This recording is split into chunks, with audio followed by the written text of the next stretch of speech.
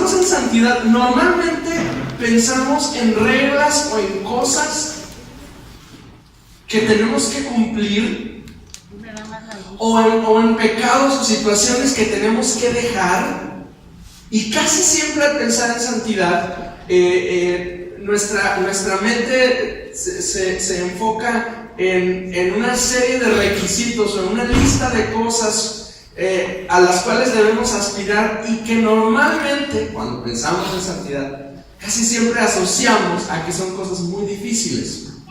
Cuando pensamos en santidad, la Biblia nos dice que debemos de dejar a un lado el pecado y cualquier cosa que tenga que ver con el pecado, y entonces miramos nuestra vida y decimos: híjole, yo estoy lleno de pecado, o sea, mi estilo de vida es un estilo de vida de pecado, de maldad, o sea, por más que me esfuerzo y hago, yo como quiera sigo cayendo en muchas ocasiones en las mismas cosas que me mantienen como detenido. Y entonces cuando escuchamos que Dios espera que usted y yo seamos santos, pues nos cae como un balde de agua encima, un balde de agua fría, y decimos: uy, pues ¿cuándo voy a poder ser santo? Jamás, porque es muy difícil. Es más, es probable, porque la semana pasada, lo que compartí con ustedes la semana pasada, yo sabía que iba a brotar ámpula con lo que yo compartí la semana pasada con usted. La semana pasada, y si usted no lo ve, lo puede ver en la página de Facebook de la iglesia, la semana pasada compartí 2 principios para que los matrimonios vivan en santidad. Y yo le dije a usted la semana pasada que la santidad del matrimonio no tiene nada más que ver con la fidelidad física y emocional. La sanidad del matrimonio tiene que ver, decíamos la semana pasada, con 2 cosas: que no haya abuso y que no haya manipulación. Yo le compartí la semana pasada, y la razón por la que estos 2 principios son muy importantes es porque para caer en la infidelidad hay una serie de pasos que tienen, una serie de cosas y de problemas que tienen que pasar. Para caer en el abuso o en la manipulación en el matrimonio y en cualquier relación es tan simple como dar un paso. El abuso y la manipulación entonces están más a la orden del día incluso que la infidelidad. Por lo tanto, usted y yo debemos de tener cuidado y no permitir en el matrimonio y en cualquier otra relación que tengamos, porque estos son 2 principios que son aplicables en nuestra vida relacional en general. Su relación con usted, mamá o papá, con sus hijos, o tu relación con tus amigos, tu relación hijo con tus papás, debes cuidar nunca caer en el abuso y en la manipulación, porque entonces estás teniendo una relación falta de integridad. Cuando pensamos en santidad, decimos: uy, ¿cuándo? ¿Cómo lo voy a hacer? ¿Es imposible? ¿Sabe? No es imposible.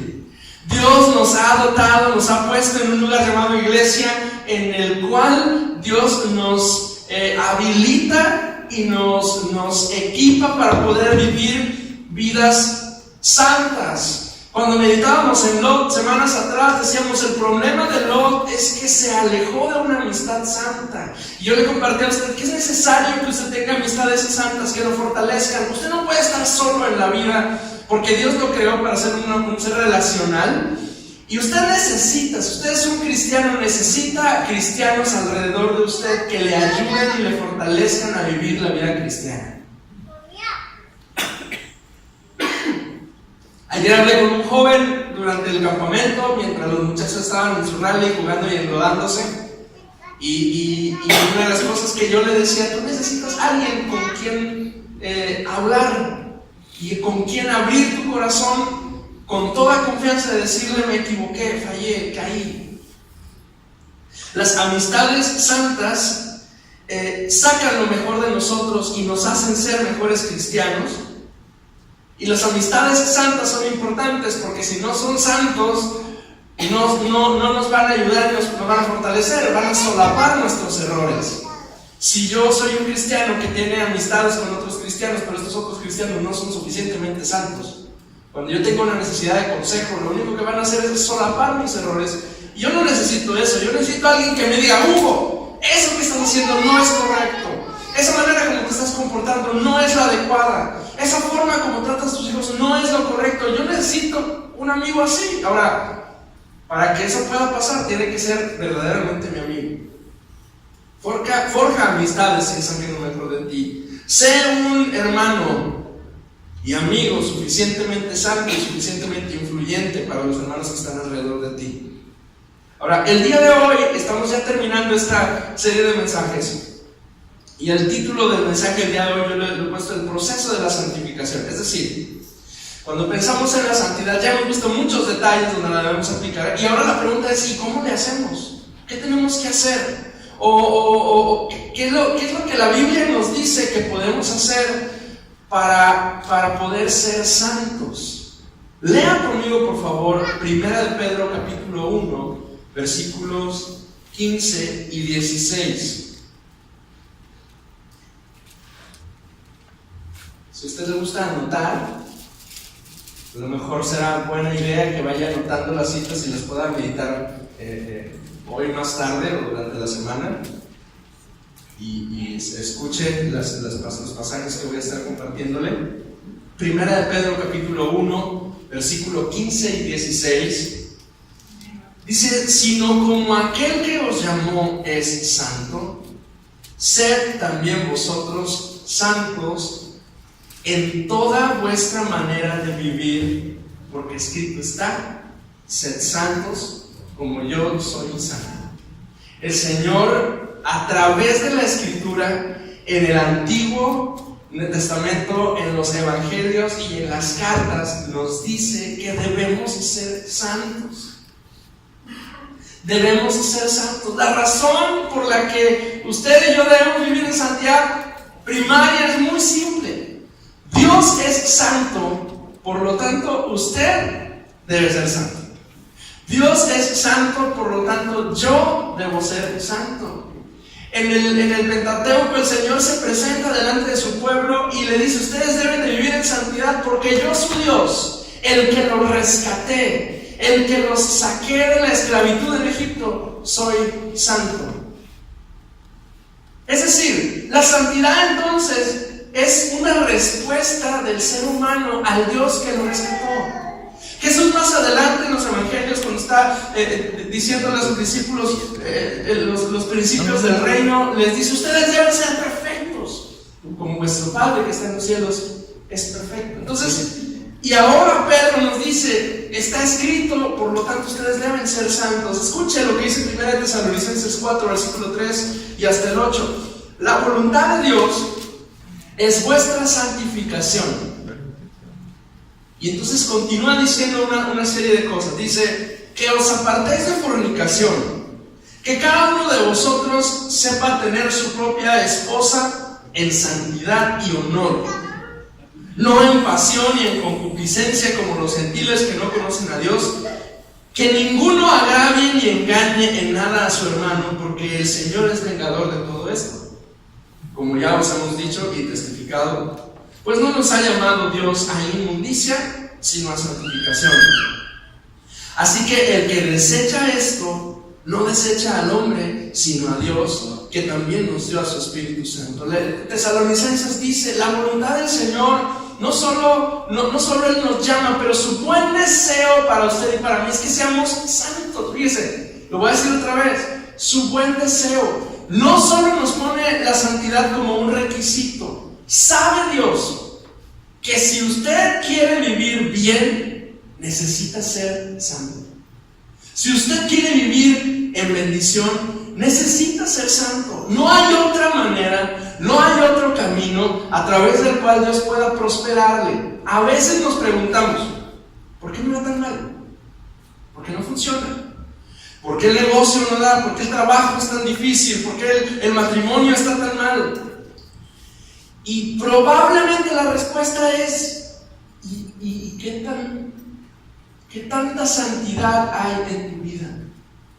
El buen deseo de Dios para usted es vivir en santidad, no solo porque es un requisito para ver al Señor, sino porque si usted vive ahí, Dios le va a bendecir, Dios le va a prosperar, Dios le va a ayudar en toda situación. Esa es la voluntad de Dios para su pueblo, la santificación. Y Tesalonicenses lo describe básicamente en dos cosas. La santidad significa integridad relacional, porque en Tesalonicenses el pasaje que leí dice que cada uno sepa tener su propia esposa en santidad y en honor. O sea, en otras palabras dice, tú quieres vivir en santidad, el primer paso es tus relaciones.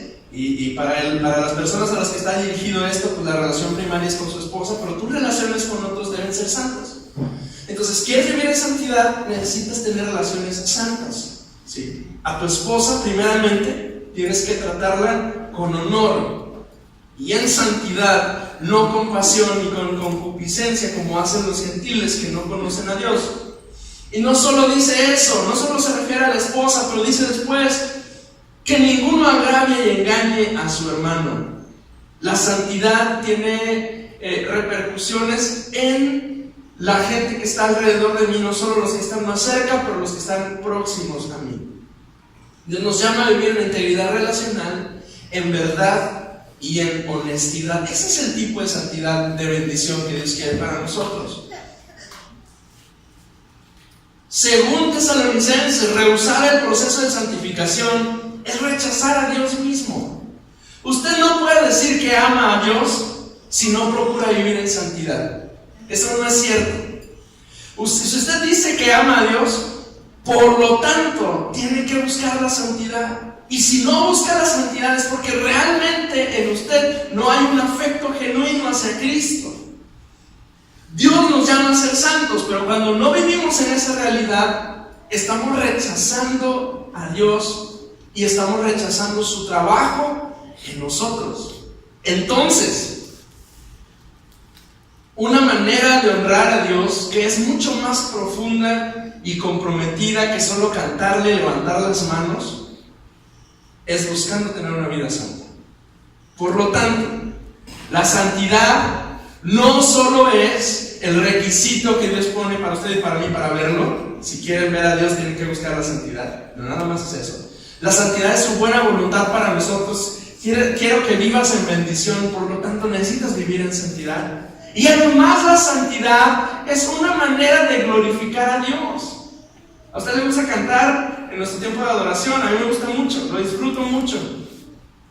Pero todas las canciones que yo pueda cantar, con todo el sentimiento que yo pueda impregnar en ellas, no tienen el valor que tiene a los ojos de Dios una vida santa. Yo puedo estar ahí tocando y usted puede verme que me veo muy guapo, porque me veo muy guapo, ¿verdad? Muy guapo y muy piadoso ahí tocando, y Memo y cualquiera de los que están aquí, usted puede verlos que tienen rostro como que están conectados con Dios, pero nada de eso vale si no tenemos una vida santa. Y nuestra vida en santidad glorifica mucho más a Dios que cualquier canción, que cualquier aplauso, que cualquier danza, que cualquier trabajo en el Señor. Algunos de nosotros estamos involucrados sirviendo a Cristo en algún área de la iglesia o afuera. Algunos de ustedes no sirven directamente en un ministerio de la iglesia, pero sirven al Señor en alguna oportunidad que tienen con gente que no conoce de Cristo, y ustedes son luz en ese lugar. Pues nada de lo que usted haga allá afuera tiene valor para glorificar a Dios como una vida santa. Es una forma de agradarle. Efesios capítulo 1, versículos 3 y 4, escúchelo, anótelo y escúchelo. Dice: bendito sea el Dios y Padre de nuestro Señor Jesucristo, que nos bendijo con toda bendición espiritual en los lugares celestiales en Cristo. Y luego dice: según nos escogió en Él antes de la fundación del mundo, para que fuésemos santos y sin mancha delante de Él.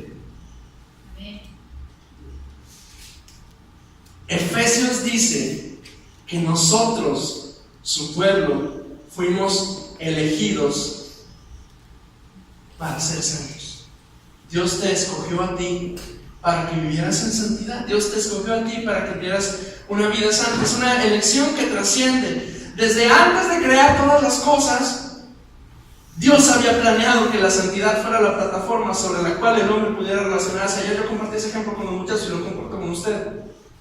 La santidad es una plataforma en la cual Dios quiere que usted y yo estemos de pie y en la cual estamos a salvo. ¿Sí? hay que decirlo en términos un poquito más claros. Imagine usted una plataforma petrolera, ¿no? Imagine usted un lugar así en medio de la nada. Imagine usted que hay una tormenta terrible y usted va en un barco, o hay mucha gente que va en un barco, en pequeños barquitos alrededor, y la tormenta está arreciando y la tormenta se está poniendo difícil. Y poco a poco usted va viendo como uno tras otro pequeños barquitos van batallando con la tormenta, y uno a uno va hundiéndose y está viendo pérdidas alrededor de usted. Y la santidad es la plataforma, es el lugar sólido, es el lugar firme en el cual Dios quiere que usted esté de pie. Mire, la imagen de los barcos hundiéndose es muy gráfica de lo que pasa en la vida en Cristo. Cuando yo era un adolescente, yo tenía, yo creo que unos 13 años, en la iglesia en la que me congregaba había un amigo mío, era un muy buen amigo mío. Yo hice mi compromiso con Cristo cuando tenía 13 años, pero nosotros conocemos de Dios desde que yo tenía como 6 años. Y este amigo mío, Luis, creció junto conmigo. Y hubo un momento...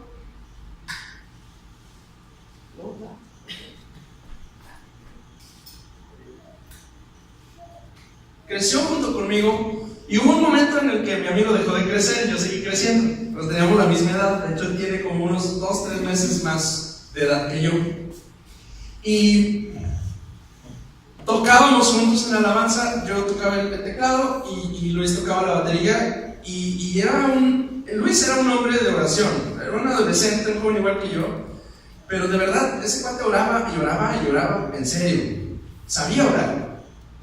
Luis era un joven que estaba verdaderamente comprometido con Dios. Era un tipo que lo recuerdo porque los músicos saben, era de esos músicos que volteábamos y nos veíamos y con ojitos nos decíamos lo que íbamos a tocar. O sea, nos entendíamos así, era muy buen amigo mío. Y a los 17 años yo me fui de la ciudad y me fui a vivir a Querétaro. Y en ese lapso de tiempo, en unos cuantos meses, Luis, el joven de oración, el músico de iglesia, el joven que yo creo que en el Señor tenía un futuro muy prometedor por lo que Dios podía hacer en su vida. Pero ese Luis se relacionó con una señorita y se embarazaron y la orilló a abortar. Y no le pasó una vez, le pasó 2 veces. Se relacionó con otra señorita al año más o menos, y otra vez se embarazó, y otra vez la orilló a que abortara. Eso ocurrió 2 veces en la vida del amigo. Finalmente volvió a relacionarse con otra señorita, se embarazó otra vez, se casó con ella y tuvo un hijo más con ella. Y después no supe mucho de su vida, y creo que recientemente se volvió a casar. Y ahorita el músico de iglesia, el amigo del futuro en el Señor prometedor, supe porque no pude entrar. La última vez que fuimos a Guanajuato, quise buscarlo. Mi amigo es barman de un bar muy famosito ahí en el centro de Dolores. Y yo quise entrar, pero no pude porque iba Agustín conmigo, entonces no me animé a llevar, no quería entrar con Agustín ahí conmigo. Realmente sí quería ir a verlo, realmente sí quería saludarlo, realmente sí quería saber qué había pasado con él.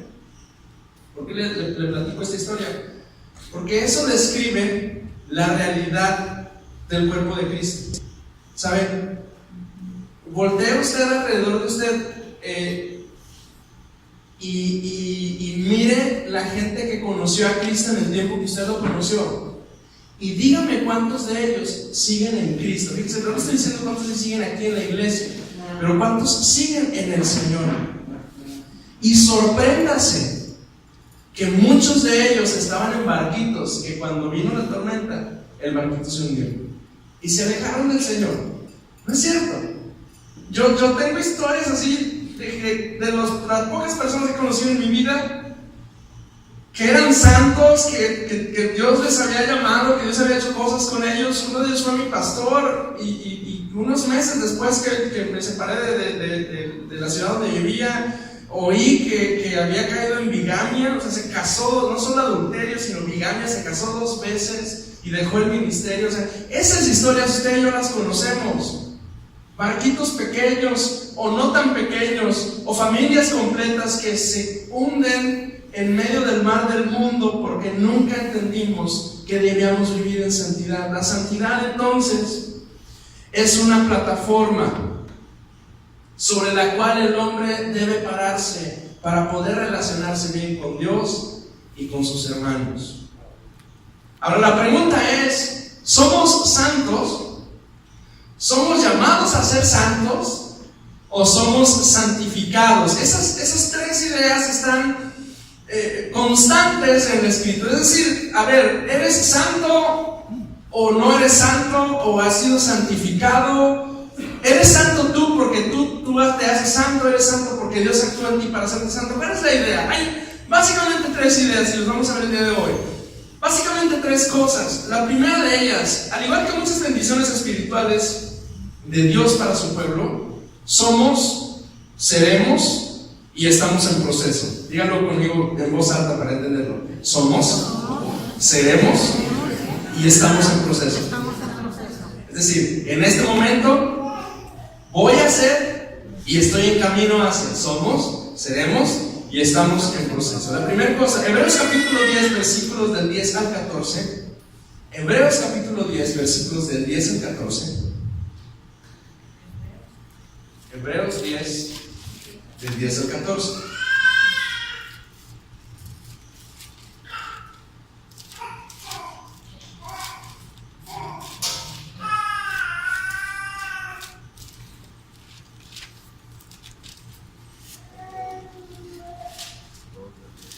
Hebreos 10, del 10 al 14. Dice, en esa voluntad somos santificados mediante la ofrenda del cuerpo de Jesucristo, hecha una vez y para siempre. Y ciertamente, todo sacerdote está día tras día ministrando y ofreciendo muchas veces los mismos sacrificios que nunca pueden quitar los pecados. Verso 12. Pero Cristo, habiendo ofrecido una vez para siempre un solo sacrificio por los pecados, se ha sentado a la diestra de Dios. De ahí adelante, esperando hasta que sus enemigos sean puestos por estrado de sus pies. Porque con una sola ofrenda hizo perfectos para siempre a los santificados. Leo conmigo, por favor, el versículo 14 en voz alta. Dice, porque con una sola ofrenda hizo perfectos para siempre a los santificados. Cuando una persona viene a Cristo, ocurren varias cosas en ese momento, en el momento en el que una persona viene a Cristo. La primera, Dios trabaja con él y le ayuda a tener convicción de pecado. La primera cosa que tiene que pasar cuando usted llega a Cristo es que, sin darse usted cuenta, Dios empieza a trabajar en usted, ¿sí? En ese momento usted no lo nota, pero Dios está haciendo algo en usted invisible que lo ayuda a poder tener convicción de pecado. Nunca se había dado cuenta de la condición de su corazón, pero entonces alguien le compartió el evangelio y usted dice, ¿en serio tan mal estoy? ¿En serio esa es la condición de mi vida? ¿De verdad así de sucio estoy? Eso se llama convicción de pecado. Y eso es algo que hace el Espíritu Santo en usted. La primera cosa es que lo convence. Su mano se mete en su corazón y empieza a moldearle y empieza a tratar en usted. Y usted empieza a sentirse triste por esa condición de pecado, de necedad, de mugrero que puede haber en usted en mí. Y nos convence, sentimos convicción. La segunda cosa que hace es que le concede la oportunidad de arrepentirse. Eso también lo hace el Espíritu Santo. Lo atrae, dice, con lazos de amor, lo trae delante del Señor. Y entonces ahora usted dice, yo necesito dejar todo esto y turnarme o voltearme hacia Dios. Le da la oportunidad de arrepentirse. Al mismo tiempo, usted es justificado. Por medio de la obra de Cristo, sus pecados son perdonados Y usted es justificado, o en otras palabras, es considerado justo delante de Dios. Al mismo tiempo, usted nace de nuevo. Su corazón es regenerado. Sus deseos son transformados. Su corazón vuelve hacia Dios. Le es ahora más sencillo buscar a Dios. En su interior ahora usted nota que tiene una necesidad, un hambre y una sed de Dios. Eso significa que usted ha sido regenerado. Y al mismo tiempo, escuche, usted es santificado. Quiere decir, inicia el proceso de santificación en su vida. Dios le declara a usted santo. Y Hebreos dice que con una ofrenda le hizo a usted perfecto. En otras palabras, cuando usted viene a Cristo, en ese momento ocurren todas estas cosas. Dios trabaja con usted, le permite arrepentirse, le justifica, le regenera y lo declara santo. Casi como que todavía no ha presentado el examen y usted ya lo pasó, ¿sí? Eso pasa cuando usted conoce a Cristo. Entonces, son cosas que recibimos de Dios. No actuamos, no lo ganamos, lo recibimos. Es un regalo. Usted no hizo nada para recibir todo lo que le acabo de decir, más que creer en Cristo. La santificación, en ese sentido, es el resultado directo de que usted haya recibido a Cristo. Entonces, la primera cosa es que somos. Cuando decimos, ¿cómo es esto de la santidad? Bueno, lo primero que usted tiene que saber es que si usted está en Cristo, por el hecho de estar en Cristo, usted es santo. Voltee con su hermano y véalo con ojos de santo y dígale, tú eres santo. No se lo imagine con una máscara plateada. No es el santo, es santo. Su hermano, su hermana son santos, ¿sí? ¿Por qué? Porque Dios lo declaró así. Porque básicamente Dios dijo, Israel, como yo le he regalado la salvación, como yo he puesto a Cristo para que Él pueda venir delante de mi trono, por lo tanto Israel es santo. Punto. Ahora, lo cierto es que también, cuando todo esto se termine, cuando todo este mundo se acabe, cuando todo sea consumido por fuego y toda la tierra sea renovada y estemos delante de Dios en la Nueva Jerusalén, en el futuro, cercano o lejano, no sabemos. Cuando todo esto se termine, nosotros vamos a estar delante de Dios. Y la Biblia dice que ese día vamos a tener un cuerpo glorificado. En otras palabras, que el día que estemos delante de Dios, delante de su trono, nuestros cuerpos corruptos, y cuando digo cuerpos corruptos lo digo en ese sentido, nuestro cuerpo que se desgasta, que se ensucia, que a veces deja de funcionar, ¿sí? Nuestro cuerpo, salud, que ha sido en algún momento de nuestra vida, ha sido dedicado al pecado y que por lo tanto tiene efectos del pecado en él, ¿sí? Si alguno fumó durante algún tiempo de su vida, ¿usted entiende eso? Su cuerpo, sus pulmones fueron dedicados a una situación que ahora trae efectos sobre su salud. Pero la Biblia dice que cuando estemos delante de Él en su trono vamos a presentarnos, dice, sin mancha y sin arruga delante de Él. Y la Escritura incluso nos dibuja la imagen de un cuerpo nuevo, de una naturaleza nueva, renovada, glorificada, en santidad. La Biblia dice que serán cuerpos incorruptibles, quiere decir que no se van a desgastar, que no van a estar sujetos a la enfermedad, que no van a tener evidencia ni restos del pecado encima de ellos, van a ser cuerpos distintos. Entonces, la Escritura dice, somos santos.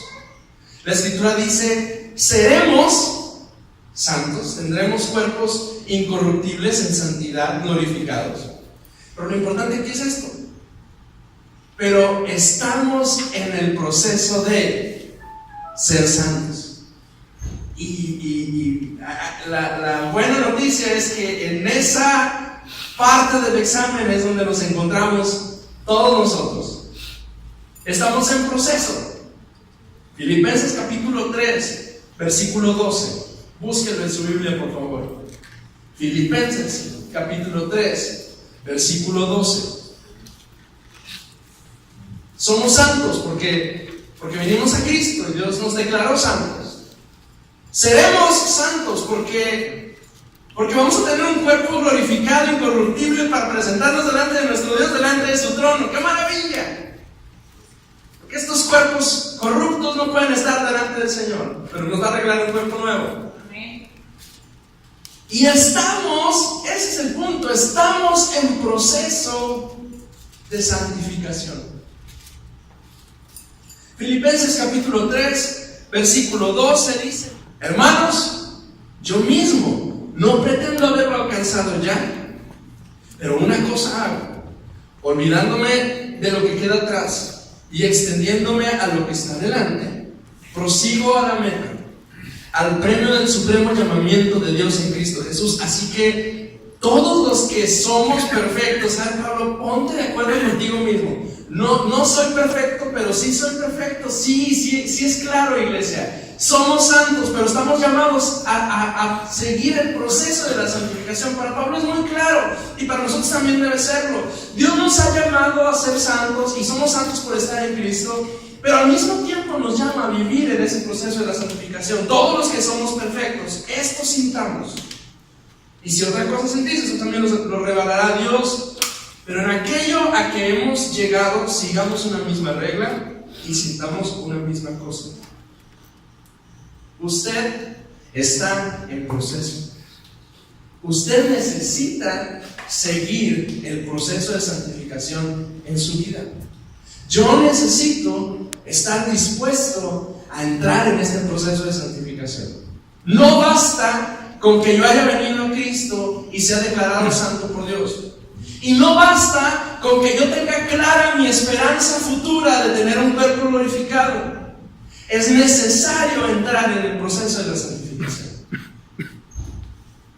Algunas consideraciones sobre la santidad y el proceso de santificación. Tesalonicenses capítulo 5, versículo 23, escúchalo, dice: y el mismo Dios de paz os santifique por completo, y todo vuestro ser, espíritu, alma y cuerpo, sean guardados irreprensibles para la venida de nuestro Señor Jesucristo. La primera consideración sobre el proceso de santidad: Dios es el que nos santifica.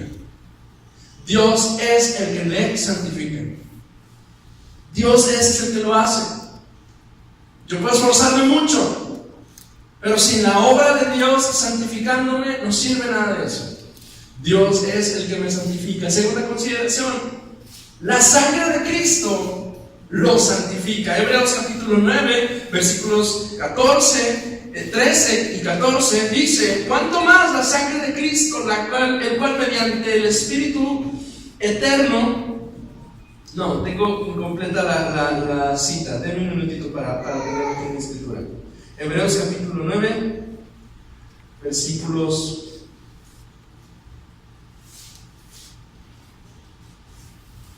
13 y 14.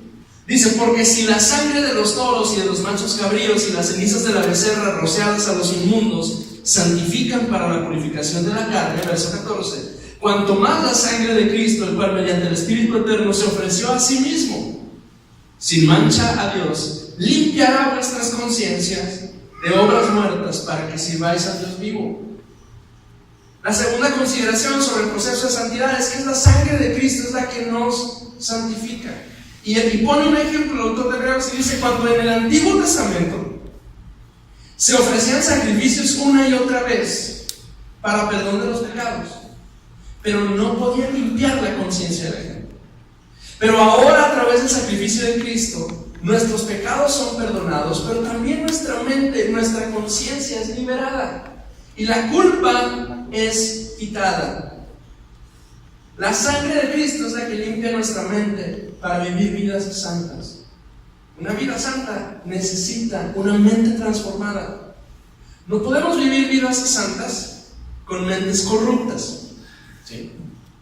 Nuestra mente es alimentada y ha sido alimentada desde que usted nació, y algunos de nosotros fuimos alimentados con corrupción y pecado durante todo el tiempo. ¿Es cierto? Algunos vinimos a Cristo y llevábamos 15 años, 13 años, 14 años, 25 años, 30 años, 40 años de edad que usted tuviera cuando llegó al Señor. Y lo único que había alimentado su mente y su corazón había sido corrupción. Una mente corrupta no puede vivir en santidad. Una mente transformada por el poder de la sangre de Cristo, esa sí puede vivir en santidad.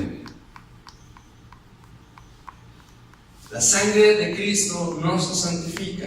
Tercera consideración sobre el proceso de santidad. La palabra de Dios tiene un efecto purificador en nuestra alma. Juan capítulo 17, verso 17, Jesús dice: santifícalos en tu verdad, tu palabra es verdad. Entonces, cuando usted y yo leemos la Escritura, así de simple, cuando venimos y leemos el librito, el Señor opera en nosotros y nos purifica. La palabra de Dios tiene un efecto purificador en nuestra alma. ¿Cómo lo hace? No sé cómo lo hace. Pero lo que sí sé es que este es un libro distinto a cualquier otro libro en el mundo, porque el autor es el Espíritu Santo. Y cuando usted lo lee, el Espíritu Santo hace cosas en usted que no sé cómo describirlas, pero las hace. Y usted lo lee y hay cosas de este libro que cuando las lee la primera vez ni siquiera las entiende, ¿no es cierto? Porque a mí me ha pasado. Ni siquiera entiendo de qué se trata. Pero el Espíritu Santo está haciendo algo en usted. Está operando en purificación en su vida. Y Hechos capítulo 26, versículo 18, la cuarta consideración sobre el proceso de santidad es: recibimos la santidad y vivimos en el proceso de santificación por medio de la fe.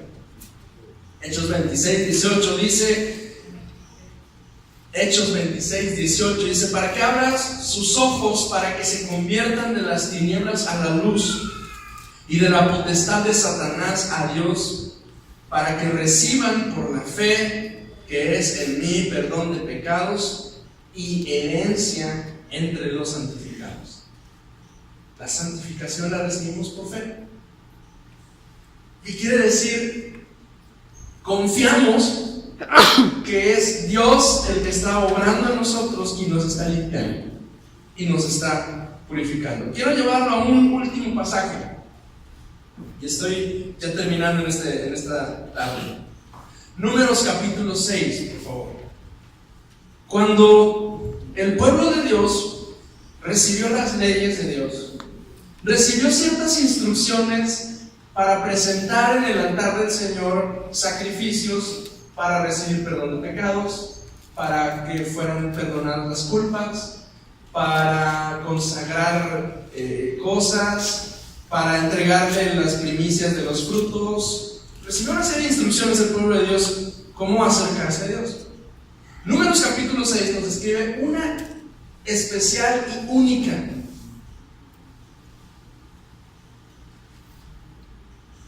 Dice, desde el versículo 1, habló Jehová a Moisés, diciendo: habla a los hijos de Israel y diles: el hombre o la mujer que se aparte haciendo voto de Nazareo, esto es, separado o consagrado para dedicarse a Jehová, se abstendrá de vino y de sidra, no beberá vinagre de vino ni vinagre de sidra, ni beberá ningún licor de uvas, ni tampoco comerá uvas frescas ni secas. Todo el tiempo de su nazareato, de todo lo que hace la vid, desde los granos hasta el ollejo, no comerá. Todo el tiempo del voto de su nazareato no pasará navaja sobre su cabeza hasta que sean cumplidos los días de su apartamiento a Jehová. Será santo, dejará crecer su cabello. Todo el tiempo que se aparte para Jehová no se acercará a persona muerta, ni aún por su padre, ni por su madre, ni por su hermano, ni por su hermana podrá contaminarse cuando mueran, porque la consagración de su Dios tiene sobre su cabeza. Todo el tiempo de su nazareato será santo a Jehová. Fíjense, cuando Dios le da la ley al pueblo de Israel, les abre una oportunidad para toda persona que quisiera dedicarse al Señor durante un tiempo de su vida, ¿sí? Las únicas personas que podían dedicarse al ministerio en el Antiguo Testamento eran los sacerdotes, los descendientes de la tribu de Leví. Pero Dios dice, bueno, si hay alguno de ustedes que quiera consagrarse, que quiera ofrecer sus vidas o que quiera tener un tiempo especial de dedicación al Señor, este es el camino que deben de seguir. Y les presenta el voto de Nazaret. Era una manera que el pueblo tenía para consagrarse a Dios. Era una manera que el pueblo tenía, una puerta que había para poder dedicar sus vidas a Dios durante algún tiempo. La persona definía cuánto tiempo quería hacerlo. Pero había básicamente tres rasgos que tenía que cumplir, tres cosas que tenía que cumplir. La primera es que no podía comer nada del fruto de la vid, ni la uva, ni el vino. La segunda es que no podía cortar su cabello. Y la tercera es que no podía tocar nada que fuera inmundo, no lo podía tocar. Versículo 13, vea, porque esta parte me gusta mucho. 13 y en adelante. Esta es pues la ley del nazareo el día que se cumpliere el tiempo de su nazareato. Vendrá a la puerta del tabernáculo de reunión y ofrecerá su ofrenda a Jehová, un cordero de un año sin tacha en holocausto y una cordera de un año sin defecto en expiación y un carnero sin defecto por ofrenda de paz. Verso 18. Este verso llama la atención. Entonces el nazareo raerá a la puerta del tabernáculo de reunión su cabeza consagrada, tomará sus cabellos de su cabeza consagrada y los pondrá sobre el fuego que está debajo de la ofrenda de paz. Y este versículo es el único versículo en la Biblia que dice que usted y yo podamos ofrecer algo al Señor que sea de nuestro propio cuerpo. El resto de los pasajes del Antiguo Testamento tiene que ser un animal que tome el lugar de usted. Es decir, este sacrificio, este voto de nazareo es lo más parecido a un sacrificio humano que vamos a encontrar en la Biblia, porque el cabello de la persona se pone en el altar. La santidad, entonces, es una ofrenda que Dios espera de sus hijos. Quiero terminar esta serie de mensajes diciéndole a usted: sea santo. No solo porque es un requisito, no solo porque es necesario, no solo porque lo mantiene a usted a salvo. Sea santo porque es una manera, la mejor manera de glorificar a Cristo en su vida. Sea santo no porque le va a ir bien y de veras que le va a ir bien. Sea santo no porque va a estar a salvo, y en serio que si usted vive en santidad, usted va a vivir a salvo. Pero sea santo porque es la mejor manera en la que usted puede exaltar y glorificar el nombre de Cristo. La santidad, escuche, estoy acabando, no es una obligación costosa, es un sacrificio gozoso. No es una obligación ser santos, es un sacrificio que nos llena de alegría. Dios te llamó a ser santo. Yo quiero pedirte el día de hoy que terminemos este día orando a nuestro Dios y diciéndole: Señor, yo quiero ser santo. Yo quiero vivir en santidad. Yo quiero vivir en esa santidad a la cual tú me llamas. Yo quiero vivir ahí. No porque me bendigas y me vas a bendecir. No porque me mantienes a salvo y me mantienes a salvo, pero porque quiero glorificar tu nombre. Póngase de pie, por favor, incline su rostro donde está y ore conmigo al Señor de esta manera. Y dígale conmigo al Señor: Señor, aquí estoy. Quiero vivir en santidad, en esa santidad a la cual tú me llamas. Aquí estoy, Jesús. Quiero vivir en esa santidad a la cual tú has llamado a tus hijos. Ayúdame. Quiero glorificarte con todo lo que soy. Quiero glorificarte con mi vida entera, Señor. Quiero vivir una vida en santidad.